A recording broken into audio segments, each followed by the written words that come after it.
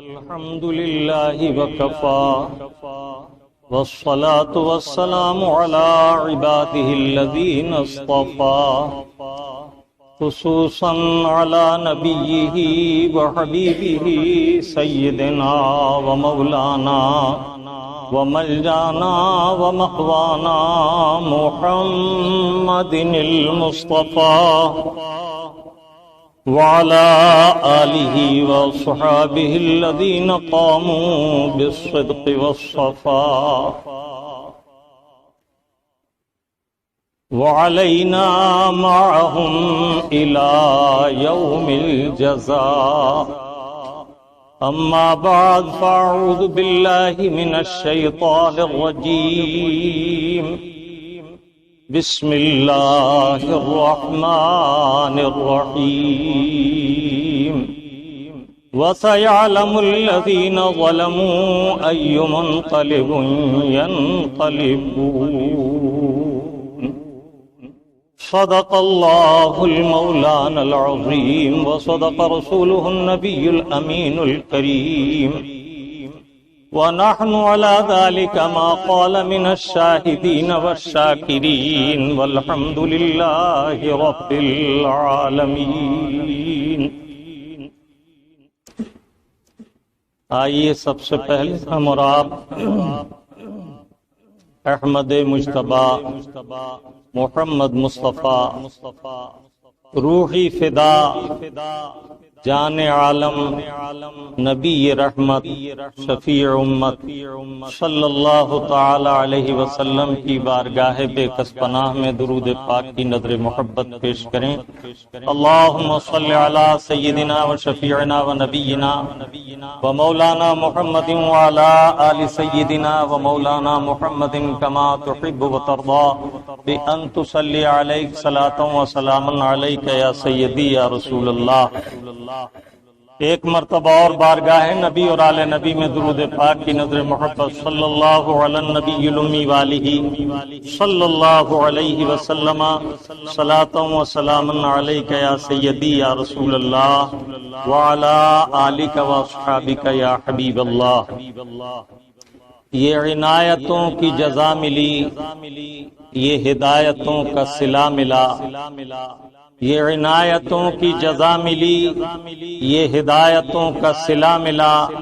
جو چراغ نور نبی کا تھا اسے کربلا میں بجھا دیا.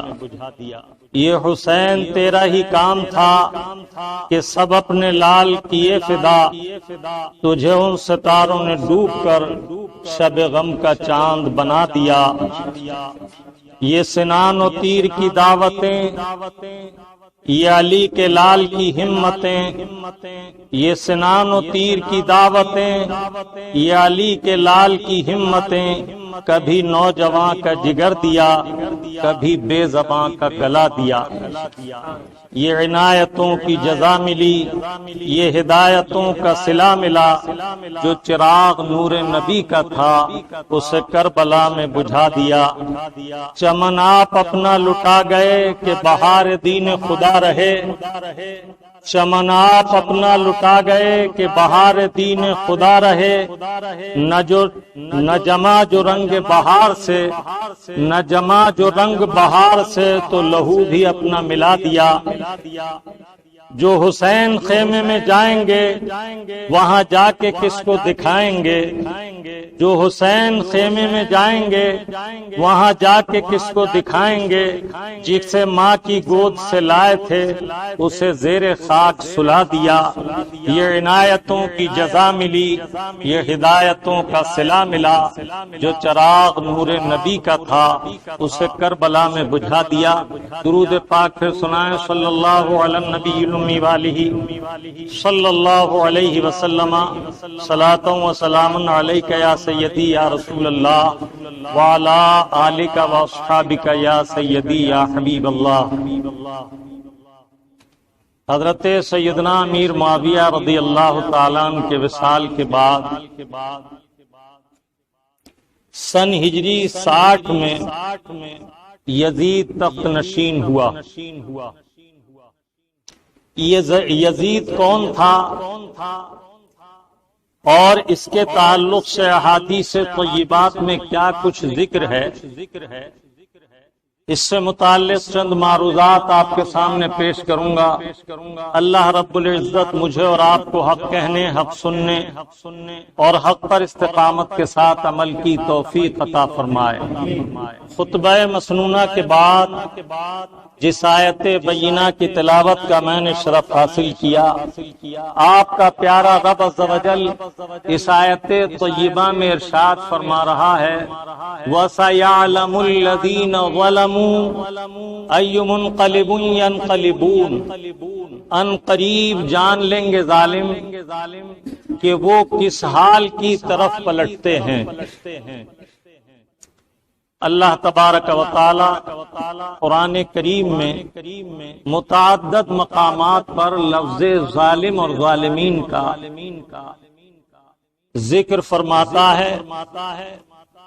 قرآن کریم کی ایک آیت طیبہ اس میں ارشاد فرمایا وَلَوْ أَنَّهُمْ إِذْ ظَلَمُوا أَنفُسَهُمْ جَاءُوكَ فَاسْتَغْفَرُوا اللَّهَ وَاسْتَغْفَرَ لَهُمُ الرَّسُولُ لَوَجَدُوا اللَّهَ تَوَّابًا رَحِيمًا، اور جب وہ اپنی جانوں پر ظلم کر لیں تو اے حبیب پاک آپ کی بارگاہ میں حاضر ہوں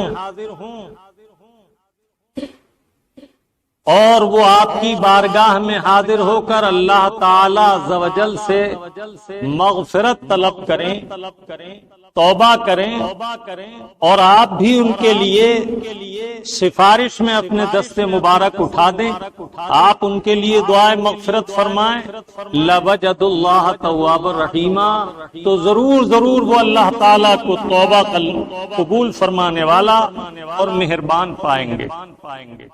یہاں ظلموں سے مراد مطلق گناہ ہے، صغائر و کبائر تمام گناہ۔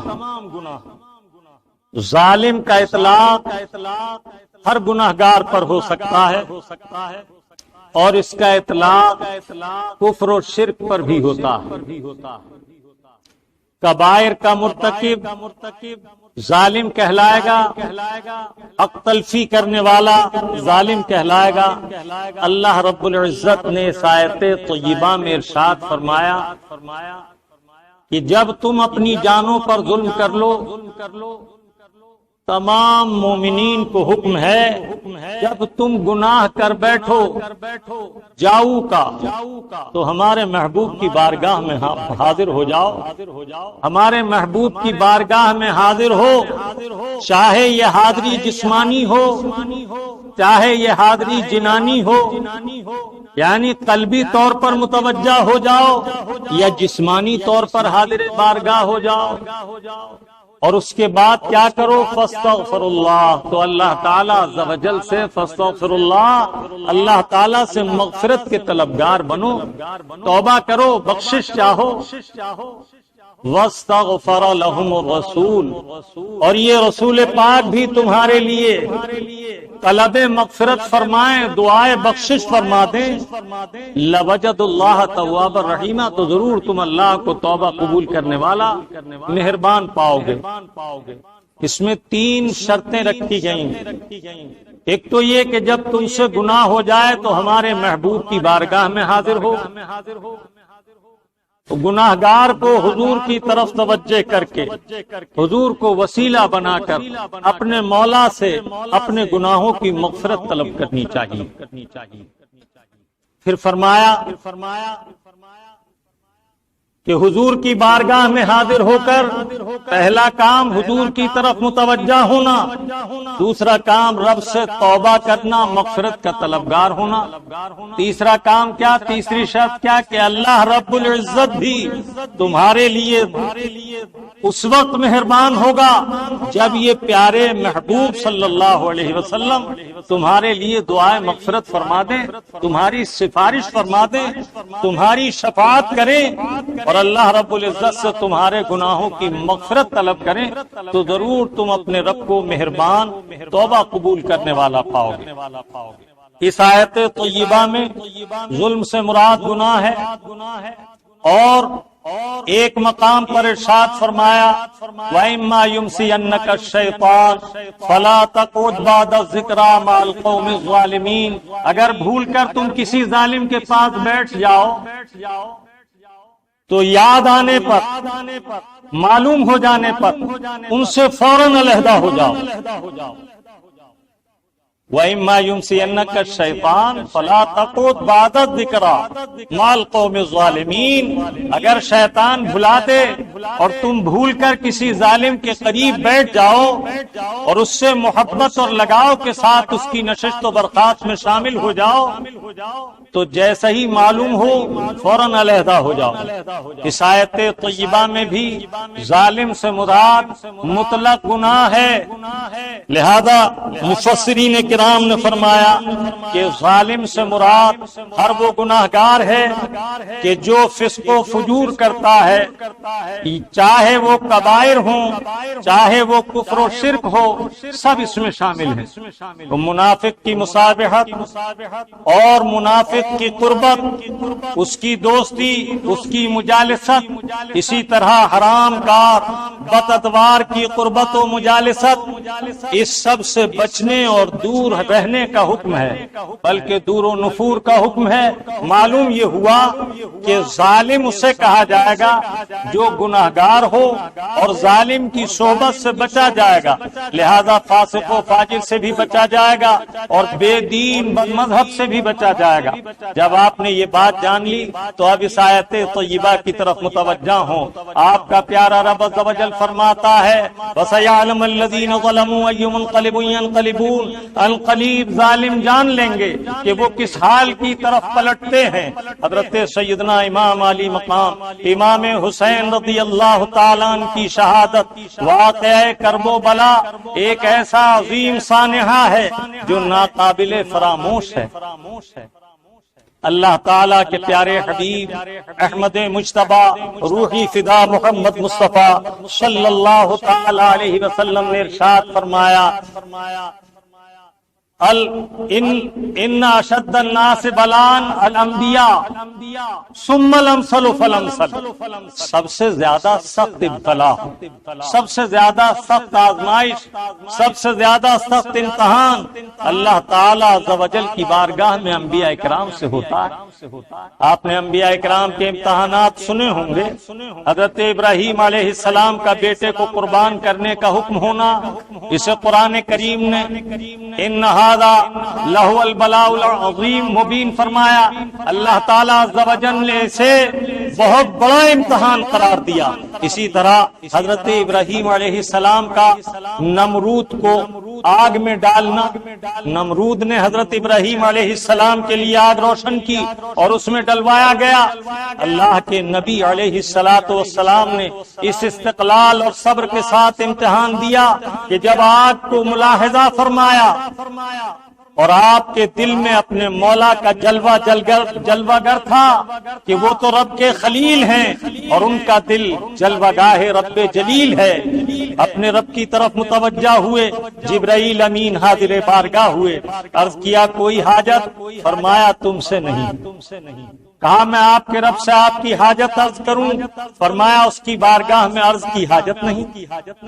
سبحان اللہ و بحمدہ سبحان اللہ العظیم، مختصر لفظوں میں یوں کہیے بے خطر کود پڑا آتش نمرود میں، عقل ہے محو تماشائے لبے پامت۔ یہ سخت امتحان تھا، ادھر آگ میں تشریف لے جانا ہوا، ادھر رب نے حکم فرمایا یا نار کونی بردا و سلاما علی ابراہیم، اے آگ سلامتی کے ساتھ ابراہیم علیہ السلام پر ٹھنڈی ہو جا۔ یہ دہکتے ہوئے انگارے مہکتے ہوئے پھولوں میں بدل گئے اور وہ دہکتی ہوئی آگ کے انگارے جو بظاہر آگ نظر آ رہا تھا ایک چمن زار میں بدل گیا اور اللہ تعالیٰ عز و جل نے انہیں اس کی حدت و حرارت سے محفوظ و مامون رکھا۔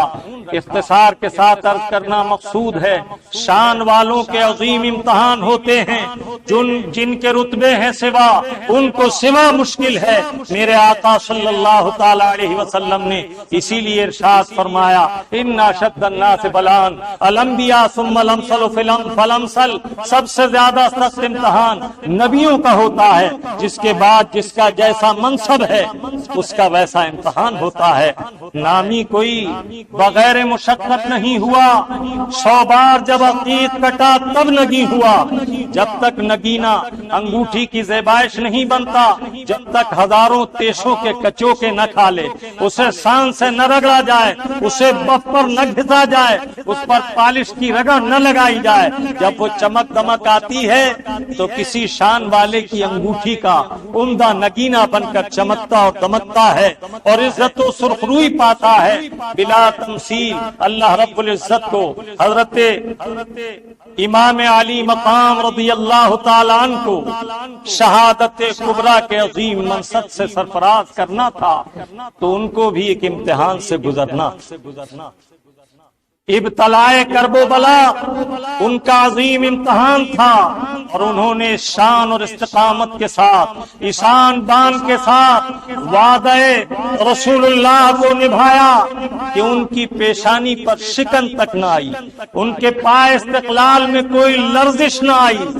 صبح سے لے کر دوپہر تک، خاص نماز جمعہ کے وقت تک آپ کے اہل بیت پاک میں سب شہید ہوئے، یہاں تک کہ عین خطبے کے وقت امام علی مقام رضی اللہ تعالیٰ عنہ وارضہ عنہ کی شہادت عمل میں آئی۔ جب آپ کافی اہل بیت پاک کے جسم پاک لا کر جمع کر چکے تھے تو حضرت شہربانو نے عرض کیا کہ اس بچے کا کیا قصور ہے، اس کی زبان بغیر پانی کے خشک ہو گئی، دودھ نہیں اترتا، پانی میسر نہیں، اسے بچے کو آپ لے جائیے، شاید اس بچے کو دیکھ کر یزیدیوں کے دل میں کچھ نرمی آئے اور چند گھونٹ پانی میرے ننھے علی اصغر کے لیے دے دیں۔ حضرت زینب نے سفارش کی، بھائی اسے لے جاؤ، شاید ظالم اس پر ترس کھا کے چند قطرے پانی اس کا حلقوم تر کرنے کو دے دے۔ ابھی آپ شہزادے کو کپڑے میں لپیٹے ہوئے خیمے سے نکلے ہی تھے، دشمنوں نے کہا شاید امام حسین کوئی مشکیزہ کپڑے میں لپیٹے ہوئے لاتے ہیں، لیکن جب امام علی مقام آگے بڑھے اور آپ نے اپنے شہزادے کا چہرہ کھولا اور یہ ارشاد فرمایا کہ اگر تمہارا اختلاف ہے تو مجھ سے، جنگ ہے تو مجھ سے، اس چھوٹے کمسن بچے کا قصور کیا ہے؟ چند قطرے پانی اس کی پیاس کے لیے اسے دے دو تاکہ اس کا حلقوم تر ہو جائے۔ کئی دن سے اسے پانی کے چند قطرے بھی نہیں ملے۔ ابھی اتنا آپ نے فرمایا ہی تھا کہ ہرملا نام کے ایک شقی نے زہر میں بجھا ہوا ایک تیر ایسا نشانہ ساتھ کر چلایا کہ ان کے حلقوم کو چھیدتا ہوا امام علی مقام کے کندھے میں پیوست ہو گیا۔ امام علی مقام نے جب وہ تیر نکالا تو خون کا ایک فوارہ نکلا۔ حضرت علی اصغر نے، ننھے علی اصغر نے، کربلا کے اس ننھے مسافر نے آنکھیں کھول کر امام علی مقام کے چہرے کی آخری زیارت کی اور ایک سبکی کے ساتھ آنکھیں بند کر لی۔ کہنا پڑتا ہے پھول تو 2 دن بہارے جافزاں دکھلا گئے، حسرت ان غنچوں پہ ہے جو بن کھلے مرجھا گئے۔ امام علی مقام نے اپنے کپڑے میں انہیں لپیٹا اور بوجھل قدموں سے خیمے کی طرف تشریف لے گئے۔ مستورات خیمہ نے خیال کیا شاید بچے کو اب سکون ہو گیا ہے، لیکن جب آپ قریب لائے تو آپ نے دکھایا کہ اس بچے کے حلقوم پر تیر لگا اور یہ بھی دائمی نیند سلا دیا گیا، اور اللہ تعالیٰ نے میرے ننھے علی اصغر کی قربانی بھی میدان کرب و بلا میں قبول فرما لی۔ بانو اللہ کا شکر ادا کرو کہ تمہاری یہ ننھی اتنی قربانی بھی قبول کر لی گئی۔ ذرا خیال کرو، آدمی بہت کچھ نقصانات برداشت کرتا ہے، لیکن اپنے سامنے اپنے بچوں کی جان جاتا ہوا اور ایک ایک کو قربان ہوتا ہوا دیکھ کر برداشت کرنا معمولی امتحان نہیں۔ لیکن حضرت سیدنا امام علی مقام رضی اللہ تعالیٰ عنہ نے آخر وقت تک استقامت کا دامن ہاتھ میں رکھا اور صبر و شکیب سے کام لیتے ہوئے ہر موقع پر اتمام حجت کرتے رہے، یہاں تک کہ امام علی مقام کو 10 محرم الحرام سن ہجری 61 میں شہید کر دیا گیا۔ یہ ضمناً ایک بات درمیان میں ذکر ہوئی اس لیے کہ ہمارے نوجوان آج کے دور میں آسائشوں کو دیکھ کر، راحتوں کو دیکھ کر، مال و دولت کو دیکھ کر اس قدر بدمست ہو گئے ہیں کہ انہیں کسی بات کا کوئی لحاظ پاس نہیں۔ وہ بجائے حسینی سنتوں کو اپنانے کے یزیدی طریقوں کو اختیار کر رہے ہیں اور طرح طرح کی حجتیں قائم کرتے ہیں جو ناقابل قبول اور شرع طیبہ میں بالکل فضول ہیں۔ اللہ رب العزت ہمیں اور آپ کو خیر کی توفیق عطا فرمائے۔ حضرت سیدنا امام علی مقام رضی اللہ تعالیٰ عنہ نے یزید کے ہاتھ پر اس لیے بیعت نہیں کی کہ وہ فاسق و فاجر تھا، اس کا فسق و فجور عام ہو چکا تھا، شراب پینا عام عادت تھی، مرغے لڑانا اس کا شغف تھا، تیتل لڑانا اس کا دستور تھا، محارم کے نکاح آپس میں کرا دینا اس نے شغل بنا رکھا تھا۔ اللہ تعالیٰ عز و جل نے حضرت امام علی مقام کو اس استقامت کے ساتھ دنیا میں بھیجا تھا کہ ایک دن ایسے امتحان سے یہ گزرے کہ قیامت تک آنے والے مسلمانوں کے لیے درس عبرت ہو۔ حضرت امام علی مقام رضی اللہ تعالیٰ عنہ کے مقابل یزید کیوں آیا؟ جب امیر معاویہ رضی اللہ تعالیٰ عنہ کا رجب المرجب سن ہجری 60 میں انتقال ہو گیا تو یزید تخت نشین ہوا۔ اس نے سب سے پہلے ایک خط جاری کیا مدینہ طیبہ کے گورنر ولید ابن عقبہ کے نام، حضرت امام حسین ابن علی، حضرت عبداللہ ابن زبیر، حضرت عبداللہ ابن عمر، ان تینوں سے پہلی فرصت میں میری بیعت لو۔ حضرت امیر معاویہ کا وصال ہوا، میں تخت نشین ہو چکا ہوں، ان حضرات کو ایک لمحے کا موقع نہ دو اور انہیں بلا کر میری بیعت لو، اور اگر یہ میری بیعت سے انکار کریں تو ان کے سر کاٹ کر میرے پاس بھیج دو۔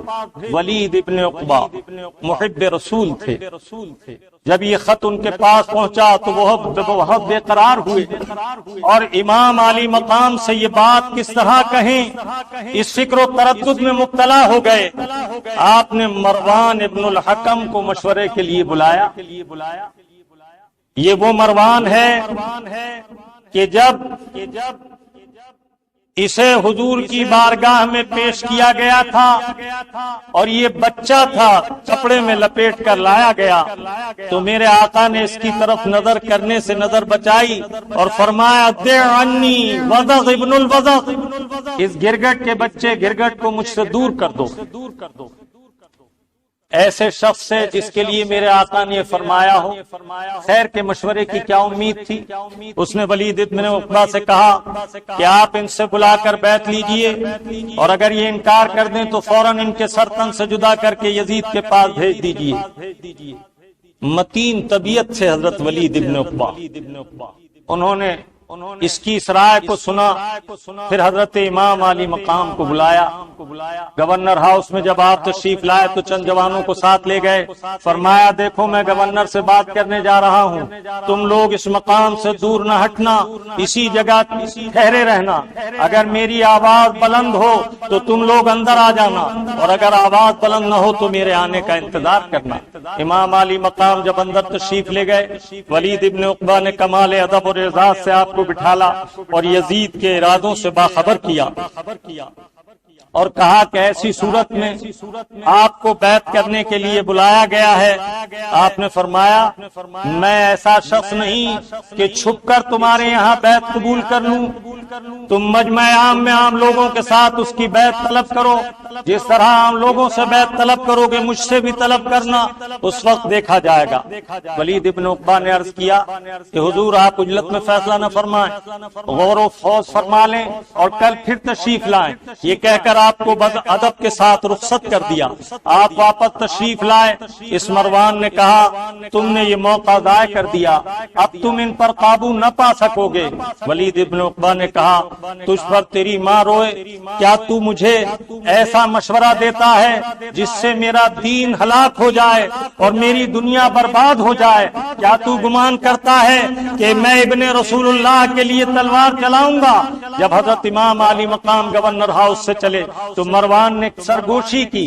آپ نے سنا کہ وہ کہہ رہا تھا یہ بڑا اچھا موقع تھا، ان کا سر اسی وقت تلوار سے جدا کر دیا جاتا۔ آپ نے فرمایا کمینے، سفلے، تو جھوٹا ہے، کذاب ہے، کیا تو یا ولید مجھے قتل کریں گے؟ جب آپ نے یہ غصہ فرمایا ولید ابن عقبہ نے اسے اشارے سے روک دیا۔ آپ باہر تشریف لے آئے۔ پھر آپ نے مدینہ طیبہ سے مکہ مکرمہ کی ہجرت کا ارادہ فرمایا اور 5 شعبان المعظم سن ہجری 60 میں آپ نے مکہ مکرمہ کے لیے روانگی کی اور تمام اہل خانہ کے ساتھ مدینہ طیبہ چھوڑ کر مکہ مکرمہ میں تشریف لائے۔ اہل مکہ نے آپ کا شایان شان خیر مقدم کیا، استقبال کیا، بڑی خوشیاں منائیں اور آپ بہت اہتمام کے ساتھ آپ کو انہوں نے رکھا۔ آپ وہاں شعبان، رمضان، شوال، ذیقعد ان مہینوں میں قیام پذیر رہے اور آپ کے فیض سے اہل مکہ فیضیاب ہوتے رہے۔ یزیدیوں کی عرضیوں پر آپ نے کوفہ جانے کا ارادہ فرمایا۔ مختصر یہ وقت اجازت نہیں دیتا، تاریخی واقعات میں بڑا طول ہوتا ہے۔ حضرت امام علی مقام رضی اللہ تعالیٰ عنہ کی شہادت سن ہجری 60 میں ہوئی۔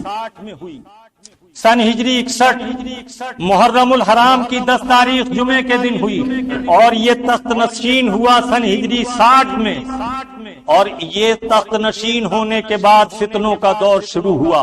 امام علی مقام کی شہادت کے بعد اس نے 20,000 لشکر سے مدینہ طیبہ پر چڑھائی کی۔ مسجد نبی شریف میں گھوڑے اور اونٹ باندھے، مسجد نبی شریف کو بے حرمت کیا، اونٹ اور گھوڑوں کی لید اور پیشاب سے 3 دن 3 رات مسجد نبی شریف میں اذان نہ ہونے دی۔ 3 دن کے لیے اس نے اپنی بدمست فوج پر مدینہ طیبہ کی پاس باغ عورتوں کو عام اذن دے دیا اور حلال ہونے کا حکم سنا دیا۔ وہ تباہی انہوں نے مچائی کہ 10,000 مومنوں کو شہید کیا، جن میں تاریخ طبری اور ترمذی، بہقی، تاریخ الخلفاء وغیرہ کے حوالوں سے پتہ چلتا ہے کہ 700 سے زیادہ صحابہ اکرام شہید ہوئے۔ اس کے بعد انہوں نے مکہ معظمہ پر چڑھائی کی اور وہاں بھی انہوں نے یہی طوفان بدتمیزی کیا، حرمین طیبین کی بے حرمتی کی۔ یزید کون تھا؟ سن ہجری 25 میں فاطمہ بنت بہدل کے جسم سے پیدا ہوا، اور اس کے بارے میں یہ کہنا غلط ہے کہ یہ صحابی تھا۔ حضور کا وصال سن ہجری 11 میں ہوا، یہ سن ہجری 25 میں پیدا ہوا۔ اس کے تعلق سے بہت اختصار سے بہقی کی ایک حدیث میں سناتا ہوں جسے صاحب تاریخ الخلفاء نے نقل فرمایا۔ حضرت سیدنا عبداللہ ابن حنظلۃ الغسیل رضی اللہ تعالیٰ عنہ فرماتے ہیں واللہ ما خرجنا علی یزید حتی خفنا نرما بالحجارت من السماء، اللہ کی قسم ہم نے یزید کے خلاف اس وقت جنگ کی تیاری کی جب اس کی بدعمالیوں سے ہمیں یہ خوف ہونے لگا کہ کہیں اس کی بے عملی کی وجہ سے ہم پر آسمان سے پتھر نہ برسنے لگے۔ یہ تھا اس کا حال، بھدا موٹا کالا، پورے جسم پر بال، بدنما، بری خصلتوں والا۔ اللہ کے حبیب صلی اللہ تعالی علیہ وسلم نے اپنی حیات طیبہ میں بھی اس کے تعلق سے فرمایا۔ وہ یزیدی سوچیں جو یزید کو امیر المومنین کہہ کر کاندھا ملانا چاہتے ہیں، معاذ اللہ، اور کہتے ہیں دو شہزادوں کی لڑائی تھی، حکومت کی لڑائی تھی۔ ان نابکاروں سے کوئی پوچھے کہ دیکھو میرے آقا صلی اللہ تعالی علیہ وسلم نے کیا فرمایا۔ میرے آقا نے اپنی حیات طیبہ میں فرمایا، اول من یبدل بسنتی رجل من بنی امیہ یقال له یزید۔ میرے آقا نے نامزد فرمایا سب سے پہلے میری امت میں جو علی اعلان سنتوں کو پامال کرے گا، بدعات و خرابات کو پھیلائے گا، وہ خاندان بنو امیہ کا شخص ہوگا جس کا نام یزید ہوگا۔ یہ وہ یزید ہے، اس نے امام علی مقام کو شہید کرایا۔ اس کے پیشانی پر قیامت تک نہ مٹنے والا وہ بدنما داغ ہے کہ یہ اہل بیت پاک کا قاتل ہے۔ اللہ کے حبیب صلی اللہ تعالی علیہ وسلم نے جہاں امام علی مقام کی شہادتوں کا ذکر فرمایا، وہاں اس کی خباثتوں کا بھی ذکر حدیث میں ملتا ہے۔ مجھے یہاں یہ عرض کرنا ہے کہ جب واقعہ کربلا ہو گیا تو اس کے بعد انہوں نے خیمے کو لوٹا، اہل بیت پاک کی پاک مستورات کو ننگی پیٹھ کی اونٹوں پر رسیوں سے باندھ کر دارالحکومت کوفہ کی طرف روانہ کیا۔ عبید اللہ ابن زیاد جو وہاں کا گورنر تھا، اس کے دربار میں پیش کرنے کے لیے یزیدیوں نے اپنے لاشیں نمازیں پڑھی، دفن کیے، اہل بیت پاک کے سروں کو کاٹا اور جسمان مبارک کو ایک میدان میں جمع کر کے گھوڑوں کی ٹاپوں سے انہیں روندا، ان پر گھوڑے دوڑائے، استخوان مبارک ہڈیاں چکنا چور ہو گئیں، جس میں پاک ریزہ ریزہ کیا، اور اسی حال میں ان لاشوں کو کھلے میدان میں بلا تجہیز و تکفین کے چھوڑ کر سروں کو نیزوں پر بلند کیا۔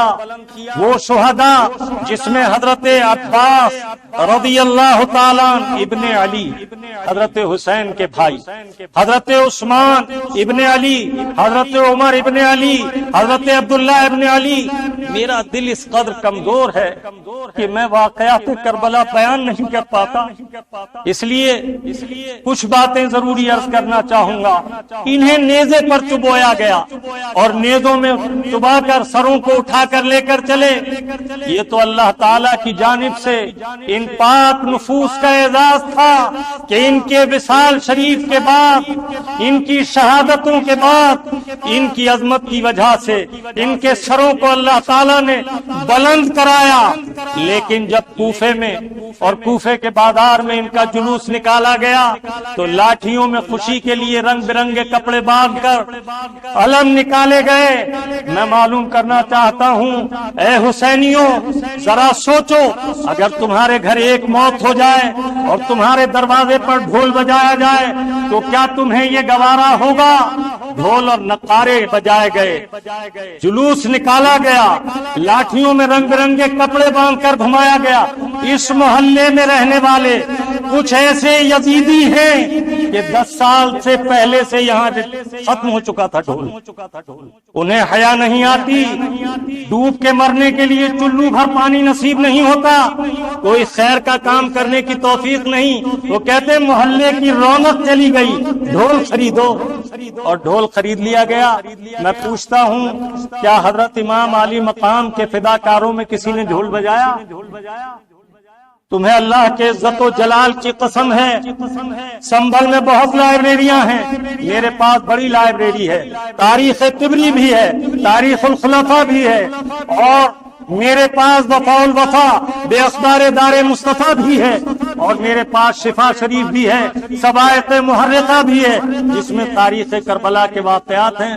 اگر کسی میں جرأت ہے تو دکھائے کسی ایک فداکار امام علی مقام نے کبھی ڈھول بجایا ہو، تاشا بجایا ہو، تالی بجائی ہو، علم اٹھائے ہو۔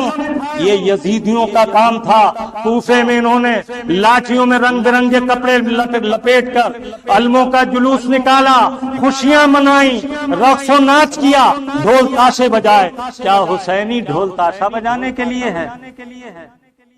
ڈھول حرام ہے، اشد حرام ہے، بد انجام ہے۔ دیکھو قاتلان حسین جنہوں نے ڈھول تاشوں سے خوشیاں منائیں، ان کا انجام کیا ہوا؟ وقت مختصر ہے، میں انجام سناتا۔ مختار ثقفی نے جب کوفے پر غلبہ پایا تو سب سے پہلے اس نے یہ میٹنگ کی کہ ہماری کابینہ کا پہلا کام یہ ہے کہ ہم قاتلان حسین کو سزائیں دیں گے، ڈھونڈ ڈھونڈ کر ماریں گے۔ ترمذی شریف میں حدیث ہے، بیہقی نے روایت کیا، اللہ تعالیٰ عز و جل نے اپنے محبوب سے وعدہ فرمایا، اے محبوب کیا آپ شہادت حسین کی خبر سے رنجیدہ ہیں؟ اللہ کے حبیب تو رضائے مولا میں راضی رہتے تھے۔ فرمایا مولا میں تیری رضا میں راضی ہوں، رب حبلی امتی، اے مولا میں امت کے بارے میں تیرا کرم چاہتا ہوں، میری امت کو بخش دے۔ جس حبیب پاک نے یہ فرمایا ہو کہ میری امت کی بخشش کے لیے مجھے اختیار دیا گیا کہ ابراہیم و حسین میں سے جسے چاہو چن لو، تو میں نے خیال کیا ابراہیم میرا نور نظر ہے، اگر اس کا انتقال ہوگا تو میری دل سوزی ہوگی، لیکن اگر حسین کو میں قبول کرتا ہوں تو مجھے تو فرحت ملے گی۔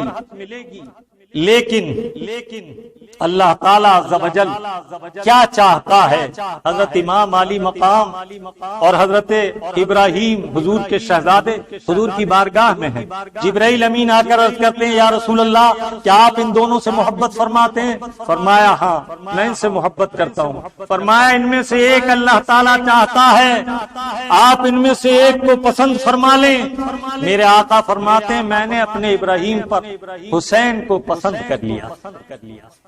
میرے آقا انہیں چوما کرتے تھے اور سونگا کرتے تھے، اور میرے آقا صلی اللہ تعالی علیہ وسلم بار بار ان کی شہادت کے تعلق سے لوگوں کو مطلع کرتے رہے۔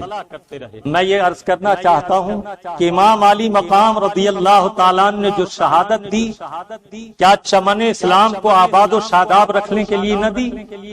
کیا ان کی قربانی کا مقصد یہ تھا کہ یزیدی مشن کامیاب ہو جائے؟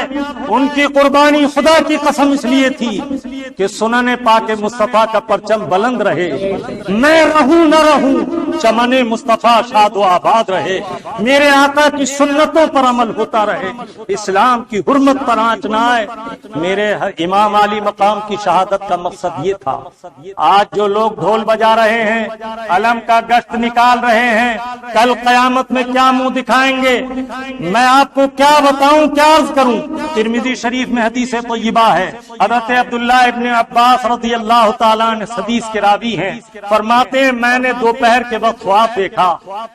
خواب میں نے کیا دیکھا کہ ایک چمڑے کا بستر بچھا ہوا ہے، اس میں بیچ میں ایک تشت میں خون رکھا ہوا ہے، اللہ کے حبیب جلال میں ہیں، دستے مبارک میں ننگی تلوار ہے، اور میرے آقا کے گردا گرد ایک بھیڑ ہے، سرکار لوگوں کو بلاتے ہیں اور ایک لگانے والا شخص اس خون میں بھگو کر سیاہی، وہ خون میں بھگو کر سلائی آنکھ میں لگاتا ہے، جس کی آنکھ میں وہ سلائی لگتی جاتی ہے وہ پیچھے ہٹتا ہے تو اس کی بینائی زائل ہوتی جاتی ہے۔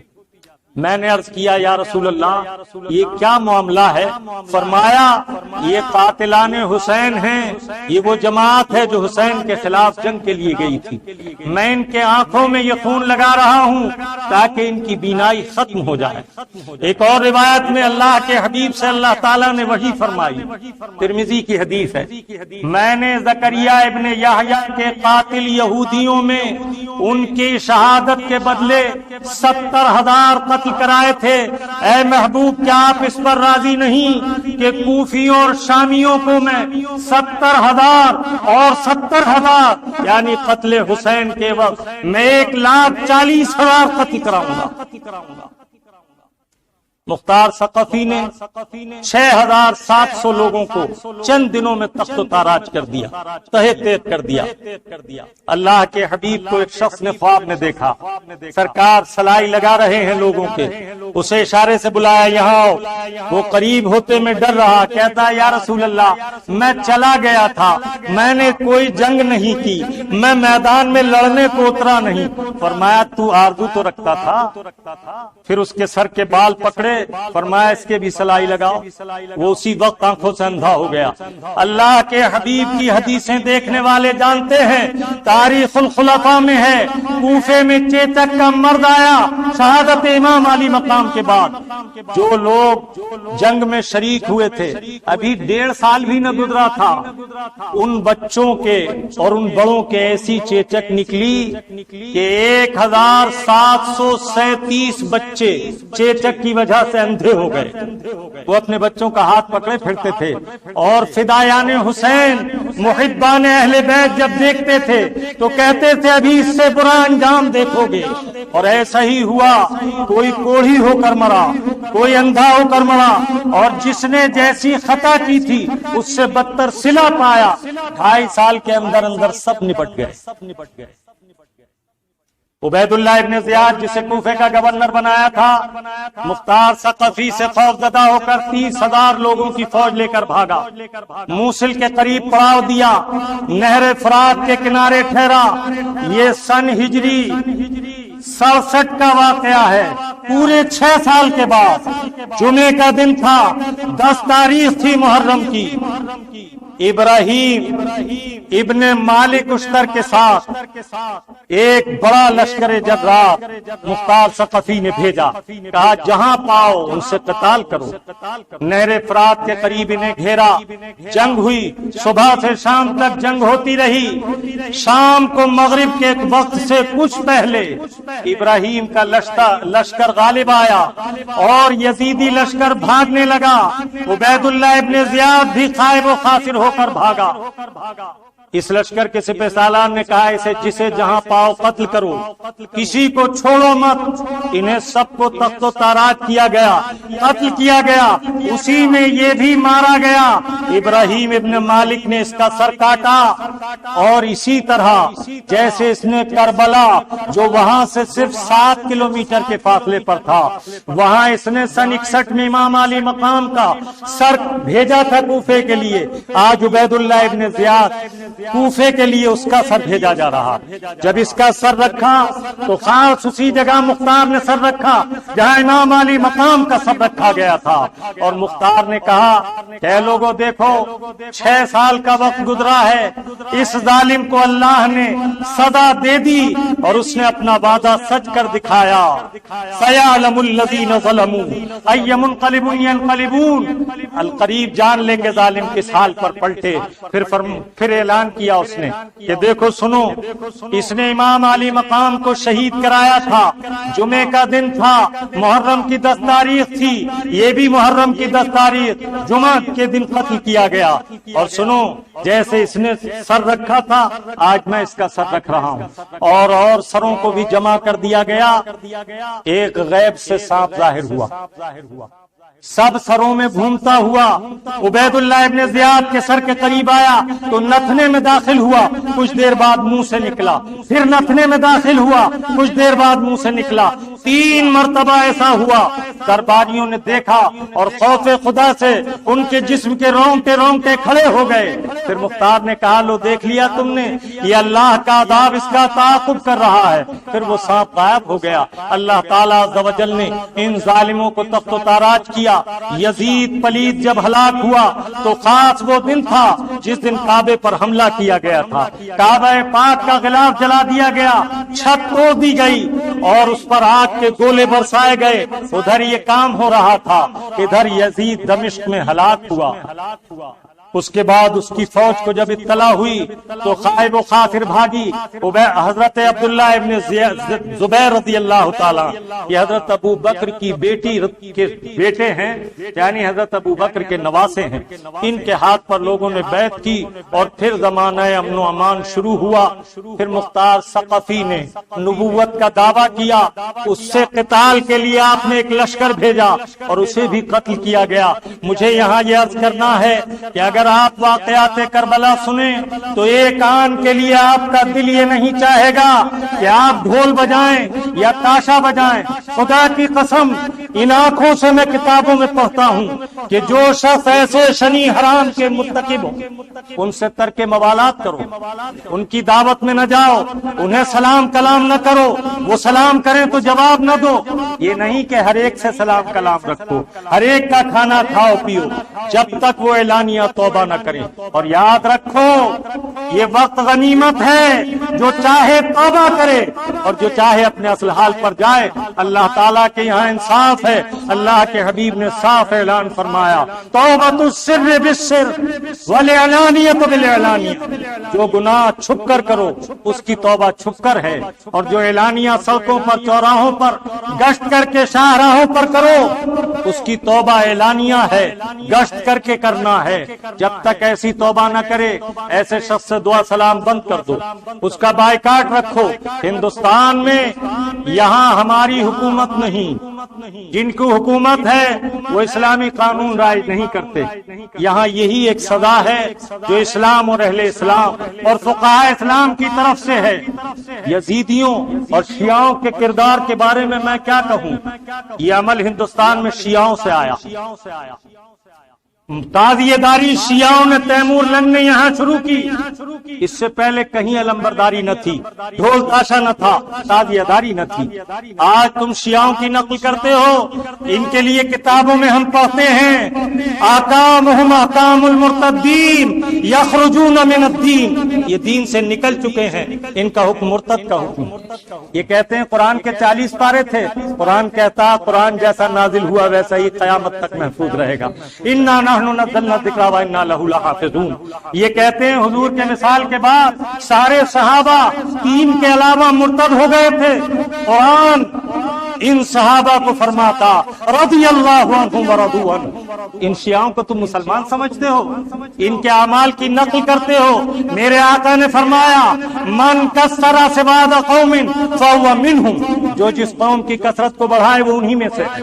من تشبہ بقوم فهو منهم، جو جس قوم کی مشابہت اختیار کرے وہ انہی میں سے ہے، اس کا حشر انہی کے ساتھ ہوگا۔ بتاؤ ذرا شیعوں کا دین کیا ہے؟